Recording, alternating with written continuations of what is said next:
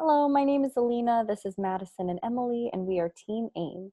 Our study looked at how perceived gender and clothing choice affect decision to hire and ratings of leadership effectiveness.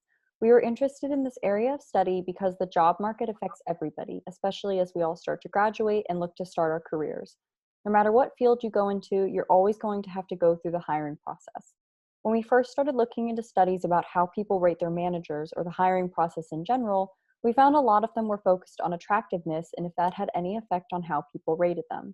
For instance, one study in 2012 done by Braun and colleagues found that while attractiveness leads to higher ratings for male managers, unattractive female managers were consistently rated higher than attractive ones.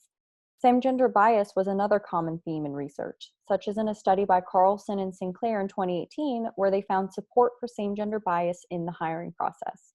We decided to incorporate same gender bias into our study by seeing if gender of the participant changed how they rated the applicant. However, we did turn away from attractiveness since there seemed to be a gap in the literature not only with our age range, but also with objective measures. We chose instead to focus specifically on gender of the applicant, being male or female for the purpose of this study, and their clothing choice, being business professional or casual. We had three hypotheses for this study. First, we hypothesized that the same gender bias will occur with female students being more likely to hire the female potential manager more often than male participants choosing to hire the female potential manager, and vice versa.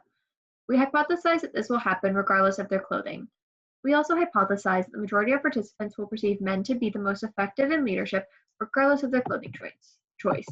Our final hypothesis was that more participants will decide to hire the candidate wearing business professional clothing over casual clothing regardless of gender. We had a 2 by 2 by 2 factorial design, with clothing choice and gender of the potential hire as our between subjects factors, the gender of the participant as our grouping variable, and the decision to hire and ratings on hireability questionnaire as our dependent measures. For the purpose of this study, we used male as a masculine and female as a feminine as grouping variables. The participants included 25.4% males and 74.6% females who attend Florida Southern College, for a total of 119 participants with each condition containing roughly 30 people. Our materials included our informed consent, the resume cover letter and photo of the potential hire, the hireability questionnaire and demographics questionnaire, and our debriefing script. The participants were all randomly assigned to one of the 4 conditions by SurveyMonkey's program. At the start of the experiment, each participant saw an informed consent screen, and if they responded yes to the informed consent, then they were aware that they could back out at any time with no consequences. They then received instruction that they work at Top Shelf Marketing Company, and they will be reading the interview packet of a potential new marketing manager. Then each participant saw the interview packet containing a resume and cover letter, which remained the same throughout all conditions, and a photograph of the potential new manager. Once a participant read through the packet, they then answered a questionnaire asking them various questions about if the candidate is strong for the position and how likely they were to hire them. Participants were then debriefed at the end of our study. Our results showed that when an applicant was male and wore professional clothing, the female participants gave higher rates of hireability than their male counterparts. This was the only result that approached significance for male and female comparisons. In the conditions where male evaluated male, they gave them a higher rate of hireability when they were wearing casual clothing rather than professional clothing. All the other comparisons for the evaluation of same gender were not significant. The results showed a three-way interaction between male participants, male applicants, and professional clothing. In other words, when a male participant was deciding hireability, they were much more likely to rate them higher if they were wearing casual clothing.